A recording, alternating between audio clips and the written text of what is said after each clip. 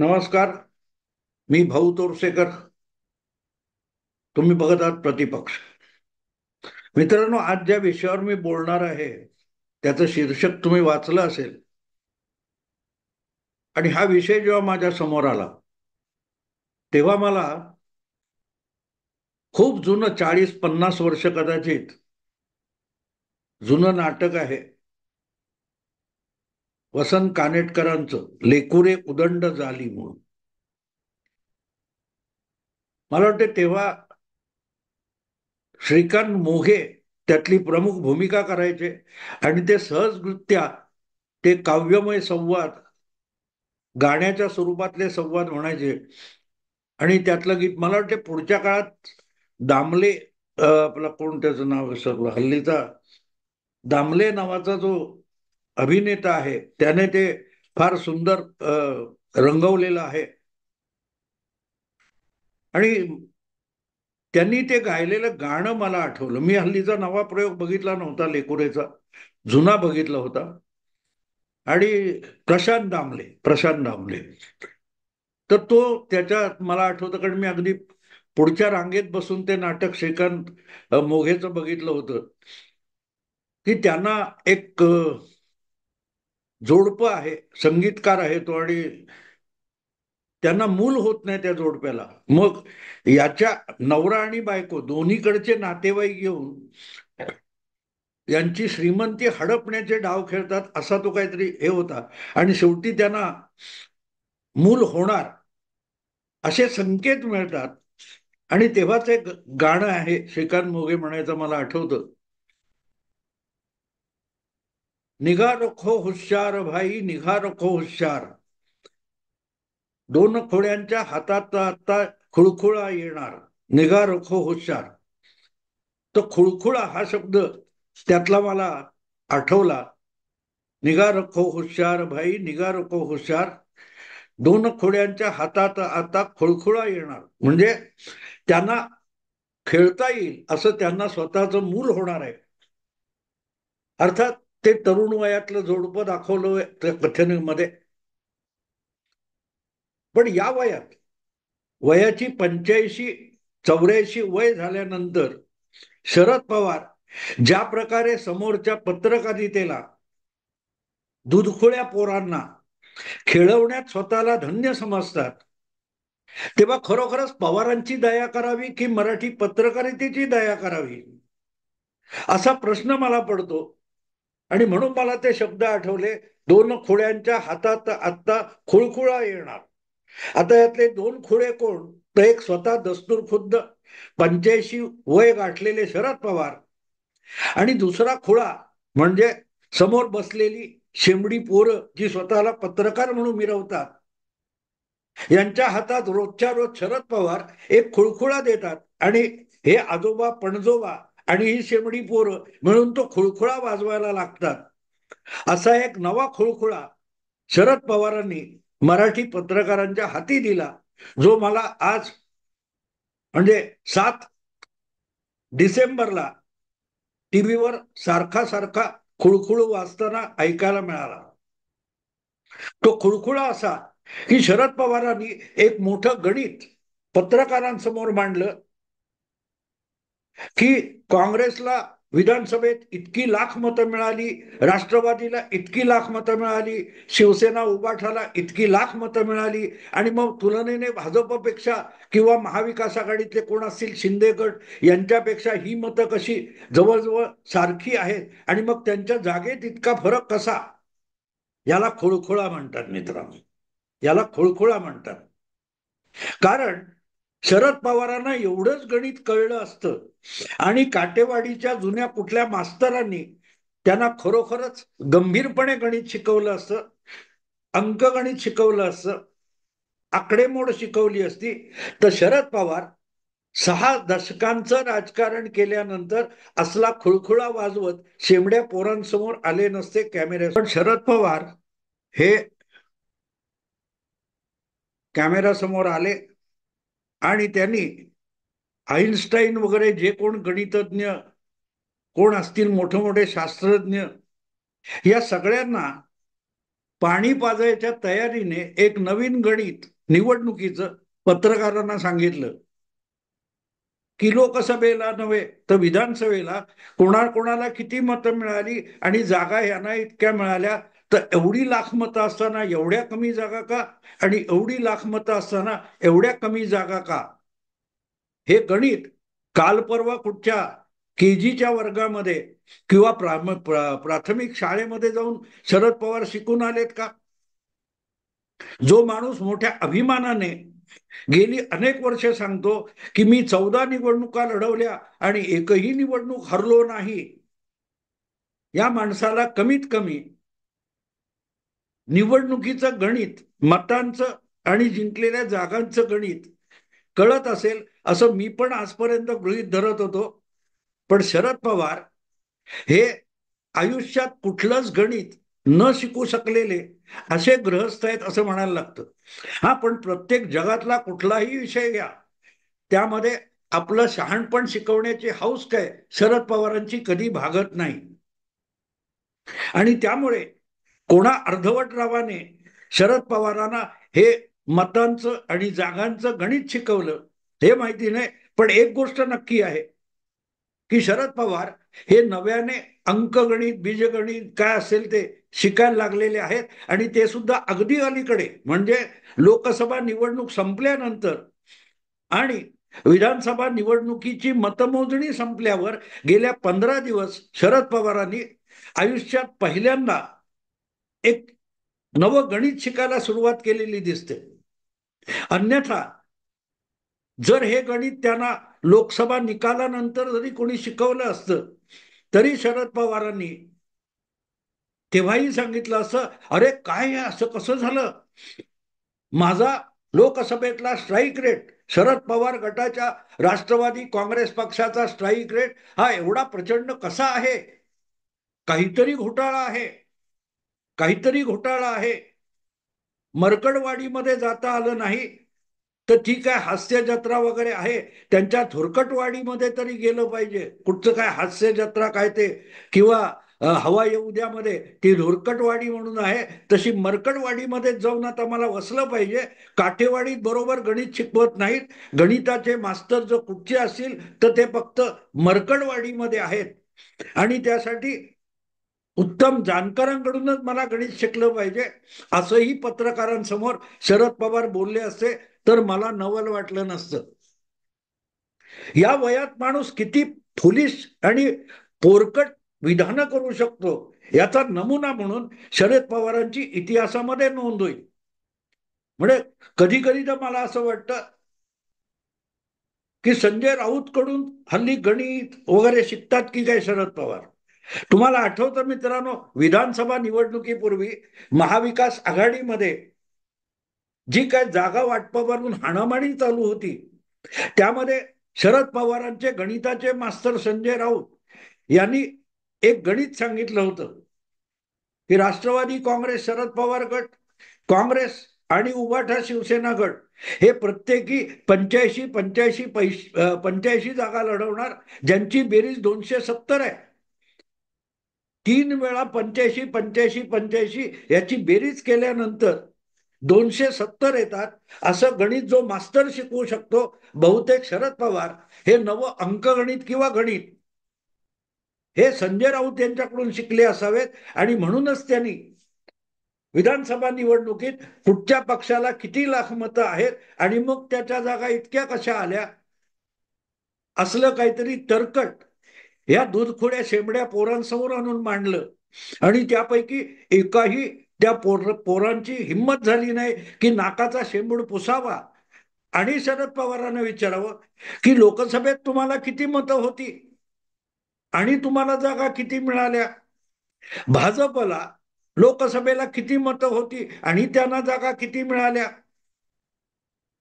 जर काँग्रेसच्या दुप्पट किंवा राष्ट्रवादीच्या तिप्पट मतं भाजपला मिळाली होती तर भाजपला अवघ्या 9 जागा का लोकसभेच्या मिळाल्या, हे एका तरी पोराने विचारलं पाहिजे ना. पण सगळ्या पोरांची नाकं इतकी गळत होती की तोंड सुद्धा शेंबडाने भरलेलं असेल तर बोलणार कसं, तोंडातून शब्द फुटणार कसा. म्हणून बहुतेक ही सगळी कॅमेराधारी पोरं शेमडी ही उलटा एकही प्रश्न विचारला नाही त्यांनी. कारण अर्थात शेमड्या पोरांना शेमडच सरकार सर शिकवत असतील, गुरुजी शिकवत असतील किंवा समजावत असतील तर मग दुसरं काय होणार. आणि म्हणून मग देवेंद्र फडणवीस यांना परत एकदा गेले 4 महिने जे गणित देवेंद्र फडणवीस जाहीरपणे पत्रकार परिषदेपासून कार्यकर्त्यांच्या बैठकीमध्ये समजावून सांगतायत, ते गणित शरद पवारांना जाहीरपणे शिकवायची वेळ आली. एक प्रकारे फडणवीस सरांनी ऑनलाईन क्लास सुरू केला शरद पवारांचा, की मतांचे आकडे आणि जिंकायच्या जागा यांचं समीकरण प्रत्येक निवडणुकीत कसं बदलतं.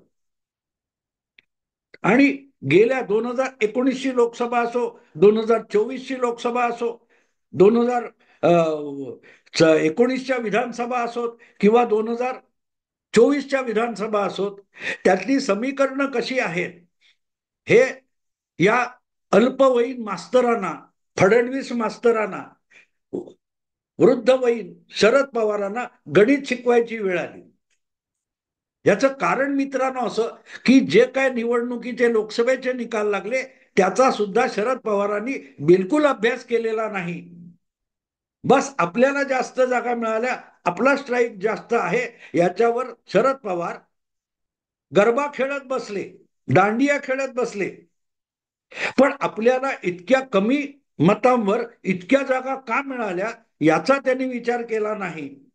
पण जेव्हा अधिक मतं मिळवून जागा कमी झाल्या तेव्हा मात्र शरद पवारांना संजय राऊतांकडे नवगणित शिकायला जावं लागलं. तुमच्या जागा कमी झाल्यात आणि हे सगळ्यांचं होतं.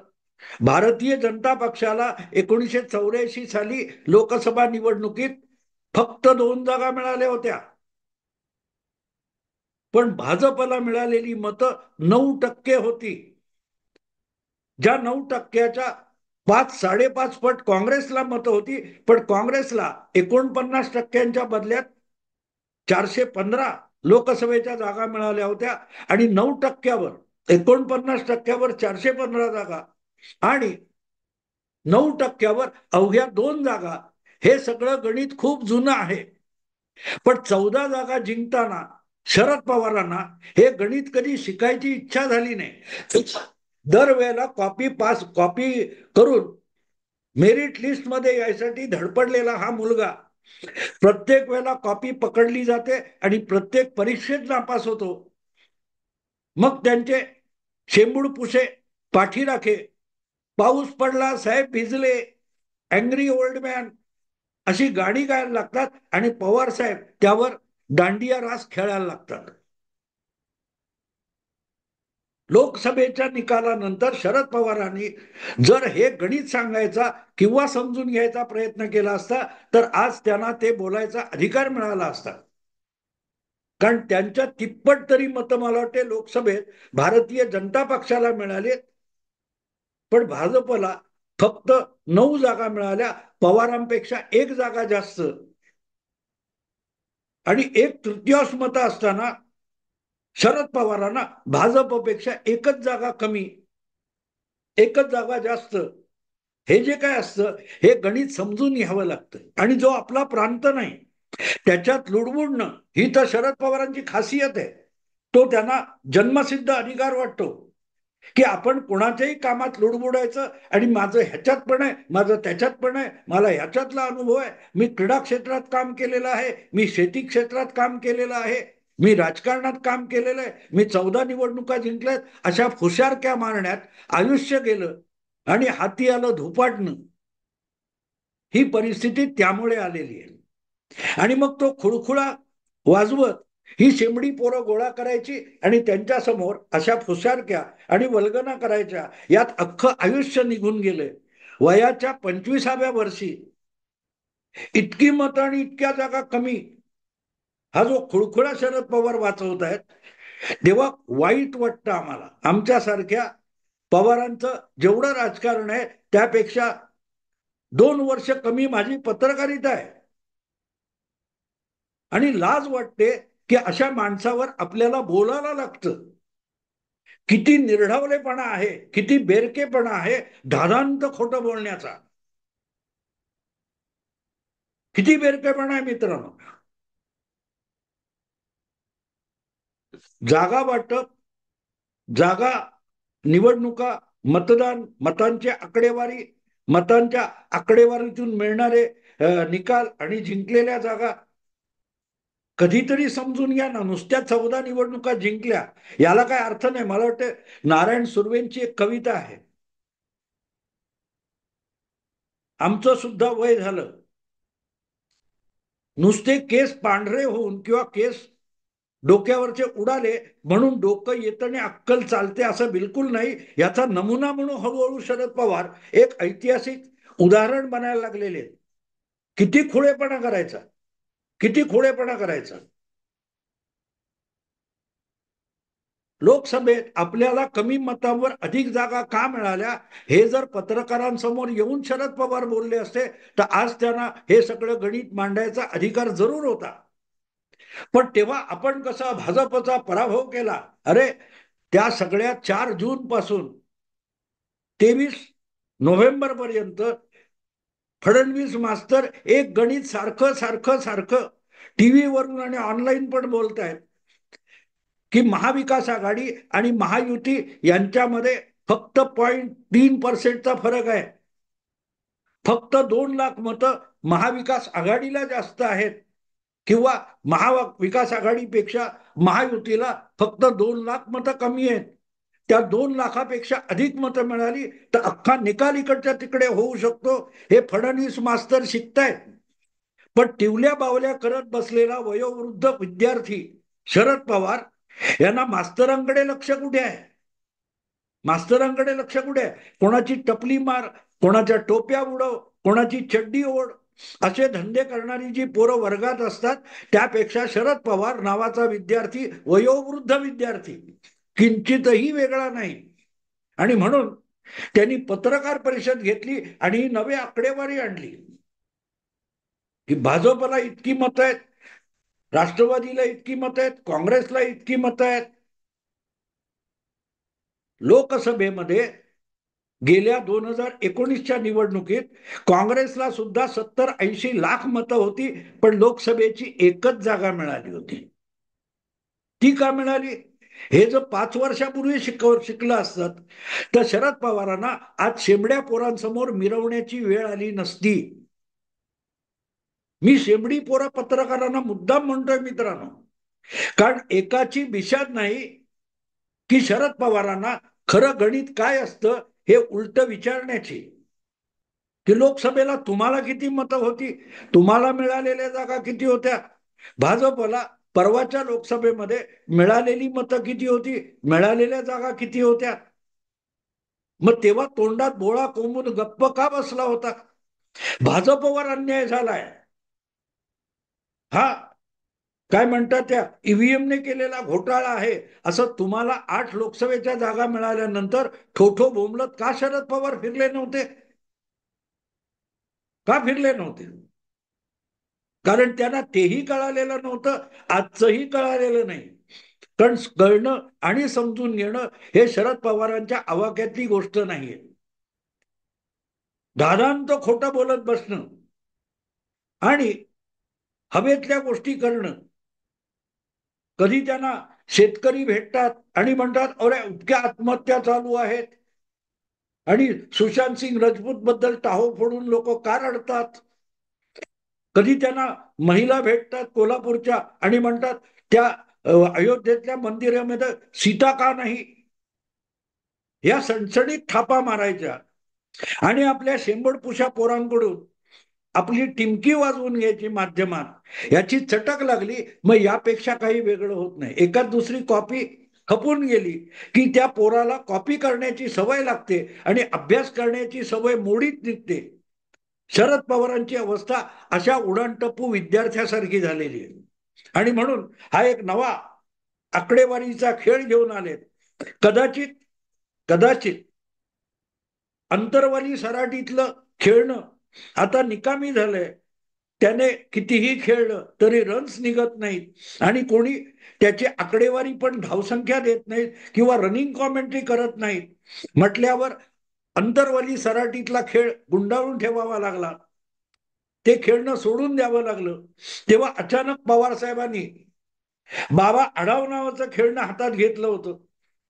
पण 2 दिवसातच आत्मक्लेशाने पिळलेले बाबा आढाव आपला गाशा गुंडाळून उद्धव ठाकरेंच्या हस्ते लिंबू सरबत घेऊन गुपचूप घरी निघून गेले. साहजिकच फक्त खेळण्यातच इंटरेस्ट असलेल्या शरद पवारांसारख्या खेळाडूला नवीन खेळ शोधणं भाग होतं. तेव्हा त्यांना कुठून तरी कळलं का अरे सोलापूरच्या मरकडवाडीमध्ये एक 20-20 मॅच होते, तर आपण तिकडे गेलं पाहिजे, आपल्याला खेळलं पाहिजे. आणि खेळण्याखेरीज आपण आयुष्यात केलंय काय? फक्त पोरखेळ केलेला आहे. तर राजकारण आणि निवडणुका हा गंभीर विषय असल्यामुळे आपण आता मरकडवाडीला जाऊ आणि मग त्यांनी हा नवा आकड्यांचा खेळ आणला. आणि असं आकड्यांचा खेळ खेळायला कुठच्या गंभीर माणसासमोर उभं राहणं शक्य नाही. तेव्हा शेंबडी पोरं गोळा करणं आलं. शेंबडी पोरं गोळा, कारण त्याच्यापेक्षाही थोडा अक्कलेचा प्रश्न विचारला की शरद पवार म्हणतात अशा लोकांना बोलवू नका, हा काय प्रश्न झाला काय, वगैरे वगैरे. हे मी मित्रांनो एवढ्यासाठी सांगतोय की हा नवा खुळखुळा घेऊन शरद पवार आले आणि मला खात्री आहे यावर वाद निर्माण झाला आणि उलटे प्रश्न विचारले गेले की पवारांना पळता भुई थोडी होईल असा प्रश्न एकाही पत्रकाराने तिथे विचारला असता तुम्हाला लोकसभेत किती मतं मिळाली होती आणि जागा किती मिळाल्या होत्या त्याचं समीकरण आणि भाजपला मिळालेली मतं आणि भाजपला मिळालेले जागा यांचं समीकरण हे जुळवून आम्हाला सांगा. तर पवारांनी पहिलं उत्तर दिलं असं याला बाहेर काढा आणि असले लोक येणार असतील तर मी तुमच्या पत्रकार परिषदेत येणार नाही, असलं समीकरण पवारांनी मांडलं असतं. कारण पवार म्हणजे निव्वळ गोलमाल, बेछूट थापा मारायच्या आणि त्या पचवण्याचा उद्योग करायचा, यातच शरद पवार आपलं आयुष्य खर्ची घालून बसले. बाकी शून्य, भला थोरला भोपळा. आज आयुष्याच्या या वळणावर माणसाला कशा बशा डबल आकड्यापर्यंत 10 आमदार निवडून आणता आले आणि हेच शरद पवार गेले 2.5 वर्ष हुशारक्या मारत होते. माझ्याकडे असलेले 50 आमदार निघून गेलेत, सोडून गेलेत, पण मी नव्याने पक्ष उभा केलाय, परत एकदा नव्याने उभं करणार, अशी तुतारी फुंकत फुंकत निघालेले. त्या तुतारीची विधानसभा निवडणुकीत पिपाणी होऊन गेल्यानंतर आता आकडेवारी मांडायचं खेळ सुरू केलेला आहे. बघू किती दिवस टिकतो, नाही तर नवा खेळ आहेच. बाळासाहेब ठाकरे म्हणायचे युती आघाडी म्हणजे गाजराची पुंगी असते, वाजलीच वाजली नाही तर मोडून खाल्ली. शरद पवार असली खेळणी पुंगी म्हणून वाजवतात आणि झाली नाहीत तर मोडून खाऊन टाकतात. असो, त्यांनी खुळखुळा वाजवावा, शेमड्या पोरांनी त्या खुळखुळ्यावर पाहिजे तितका ब्रेकिंग न्यूज म्हणून नाचावं, ब्रेक डान्स करावेत. मतदार पवारांच्या खूप पुढे निघून गेलाय आणि म्हणूनच या शेमड्या पोरांना वाटतं की आपण छापलं की साहेब मोठे होणार, करा मोठे पायात उडे. ज्या फुग्याला आधीच टाचणी लागली तो किती फुगवला तरी त्याचा उपयोग नसतो, एवढंच सत्य आहे. दुधखुळ्या पत्रकारांसाठी, बालपत्रकारांसाठी पवारांनी एक नवा खुळखुळ आणलाय. किती दिवस वाचतो एवढं बघू. मी आता इथे थांबतो. आवडलं लाईक करा, शेअर करा आणि प्रतिपक्षाला सबस्क्राईब करा. नमस्कार.